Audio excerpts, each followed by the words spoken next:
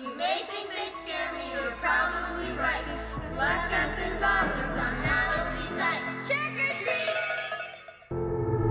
Oh, Sandman, bring us a dream.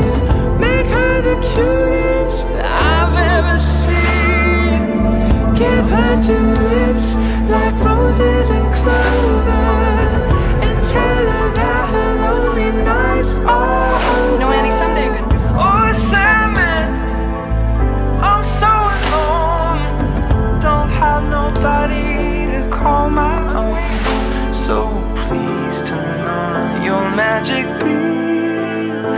Mr. Sandman, bring me a dream.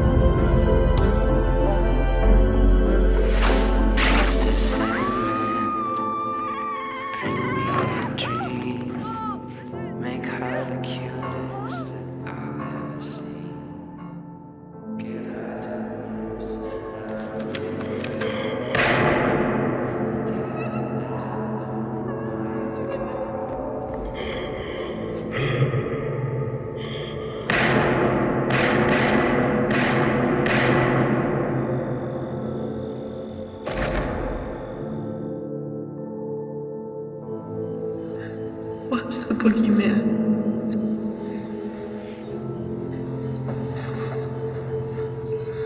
As a matter of fact, it was. As a matter of fact, it was.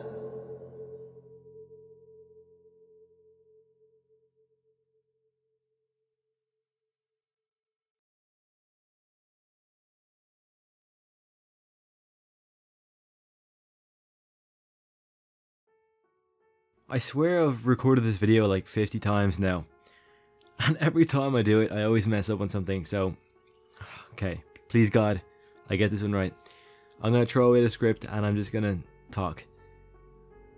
The last 8 months here on YouTube for me, I've been doing these videos and it's all been like kind of preparation leading up to the release of David Gordon Green's Halloween, and I've been making these videos talking about what I think might happen and how the movie could play out, and just thinking and theorizing and kind of talking about like questions I have, looking for answers, and it's all been leading up to one day, one date and time, and that is October 19th, 2018, the official release date for the new Halloween film. And last night, the 5th of October 2018, I was lucky enough to attend the Irish premiere of Halloween 2018. And as John Carpenter said back in 2017, February to be exact, wow, they get it. I think you're gonna dig it. They blew me away. And John, you're right, they blew me away. Now, you see, this is history in the making. I don't think we're ever gonna get into the Halloween film with the involvement of John Carpenter, Jamie Lee Curtis and Nick Castle. This is truly an unbelievable film, and I cannot wait for you guys to see it. And it's sad to think that, you know, all good things must come to an end one day. But look, Jamie Lee Curtis is doing a great thing now with the whole Me Too movement. She's doing great. Nick Castle, he seems to be very involved with the community, and John Carpenter, he's going to go on tour. He's going to go on world tour with his son and grandson and perform all of his scores.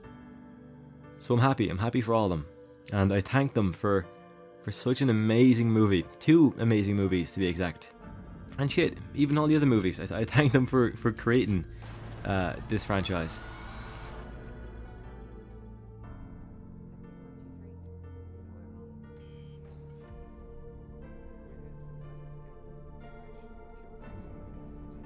It's been 40 years since Laurie Strode survived an attack from Michael Myers on Halloween night. Locked up in an institution, Michael Myers manages to escape when his bus transfer goes horribly wrong. Laurie now faces a terrifying showdown when the masked madman returns to Haddonfield, Illinois, but this time, she's ready for him. Now, they added a lot of humour to this film, for sure, but it's not too strong. It's the way it should be done. It was done in the perfect way in my opinion. There's tons of funny moments throughout the film, and it's one of those things where you know you're watching a Danny McBride film when you hear some of these jokes. There's a scene, for example, it's a scene with the character Vicky, and she's a babysitter, and the kid she's babysitting, and she's kind of joking around that he is her least favorite kid to babysit, and the kid comes back with some really funny jokes. And in this moment in time, literally while I was watching the movie, everyone in the cinema was laughing. It was a really funny time, and I think it just kind of goes to show that you really can have a great amount of humor in a horror film without taking away from the horror itself. Now, before going into this movie, I had the thought in the back of my mind, what are they going to do in regards to Dr. Loomis? Are they going to replace him? Will someone else play as Loomis, or will there be a new character who is like Loomis? And there essentially is a new character like Loomis, but the way they involve Dr. Loomis in this film and the way they play him in was really well done. I think the concept was great, but the execution wasn't too good. And what I mean by that is, I feel like the voice actor they had voice the Loomis character in this movie, it wasn't too good. I didn't like it at all. I think he didn't sound really anything like Loomis to me, in my opinion, and that kind of threw me off straight away. But they do have a new doctor in the movie, and that's Dr. Sartain. Now, I made a video speaking about Dr. Sartain. I originally thought that he would be the new Loomis, and in a sense, he's like Loomis. He's very obsessed with Michael Myers, but his character has a twist that I didn't see coming, and you probably won't either. But in a sense, Laurie is kind of the Loomis in this movie, as she's the protector. She's the one going after Michael when the police won't do it properly, you know. If the police can't do it, then she kind of takes matters into her own hands, like Loomis did in the original film. Now, the movie starts off with an introduction to two people, and that is Dana and Aaron. Now, Dana and Aaron are the two investigative journalists we've seen in the trailer. They're the two people who brought Michael his mask. Now, I personally believe these two are the reason Michael even broke out in the first place. Not that they helped break Michael out, of course not, but I feel like in a way, these two characters reminded Michael of Laurie by bringing him his mask. Because as we see in the trailer, they brought the mask and everybody freaked out. Everyone did. And Michael, he could kind of sense the mask was there. He didn't say anything. They couldn't get any words out of him, but Michael knew. Michael knew exactly what was going on, and he wasn't talking. Not like I expected him to, but it was weird. And he sensed that the mask was, you know, in the vicinity. As we know, Michael eventually broke out while being transferred from Smith's Grove to another institution, and Laurie ends up hearing about Michael's escape and prepares for his return. But unlike Halloween 1978, Laurie now expects to run into Michael Myers again. Deep down, she kind of knew. Shortly after, we get an introduction to the new students of Haddonfield High, and they are characters you can really feel for. I mean, you don't want anything bad to happen to them. Well, most of them. There is a character you might not like too much in this movie, but actually there are two characters you might not really like in this movie. But for the most part, the characters that are the students of Haddonfield High, you don't really want anything to happen to them. You do feel for them, and they're funny and interesting characters, to be completely honest. Now, we kind of see from the trailers that Michael is kind of relentless in this movie, and it doesn't seem like it's a different Michael from what we've seen in 1978. It just feels like we see more in this movie. Of course, with the original Halloween, there was not much blood, or any blood at all, apparently. Maybe apart from Judith's death scene, it was really the only one where you could kind of see someone being butchered or murdered the way she was. But in this movie, they don't show you a whole lot of Michael's killing. They show you the aftermath, the body left over after Michael killed them. And that's truly what gets you, because it's unbelievable.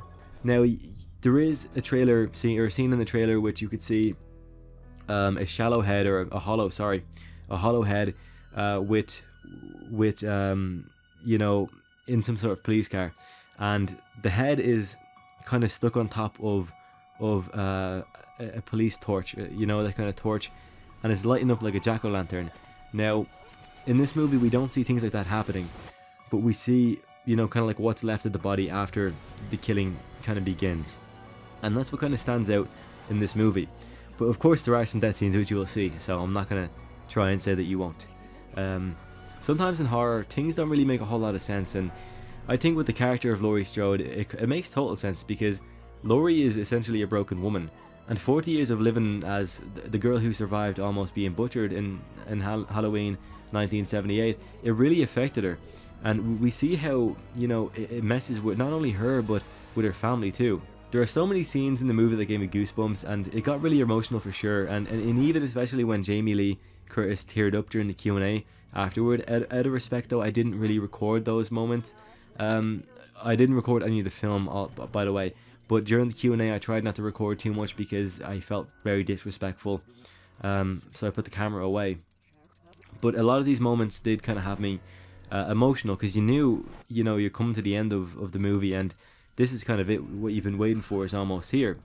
But one thing I have to say for sure is when John Carpenter's score comes on, oh my god, what an unreal experience. And even getting to listen to Jamie Lee Curtis talking afterward, it was a legendary moment. And I'm going to go no further with the review because it's really kind of just from there spoiling it on you.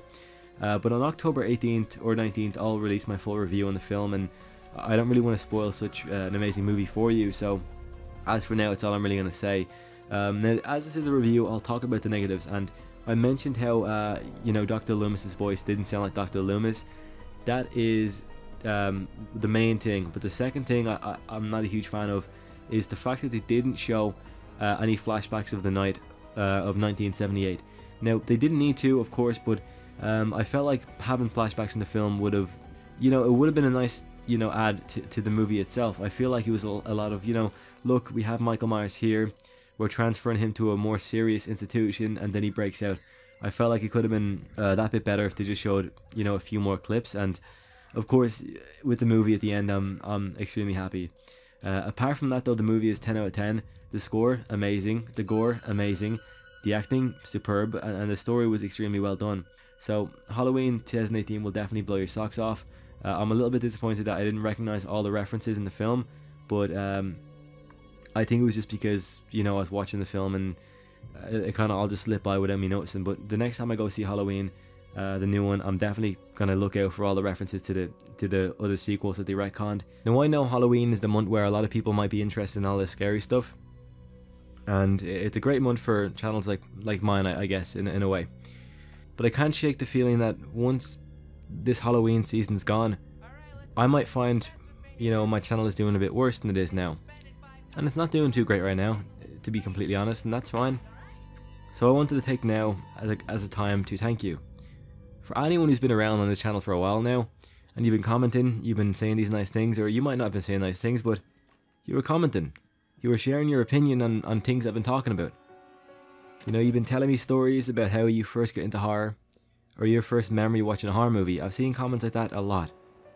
And I want to say thank you to anyone making comments like that, because it's something I'm genuinely interested in, and, you know, being able to respond to you guys is amazing.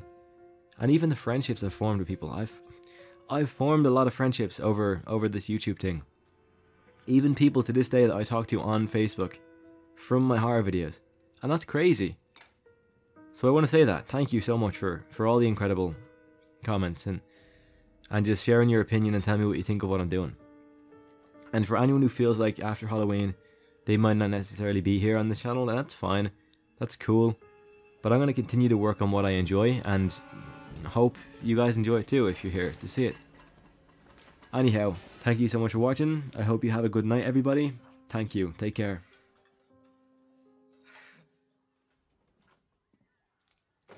Alright. Nothing to fear. The coast is clear. You sure? Yep, I checked all the rooms and all the closets. Nothing's missing.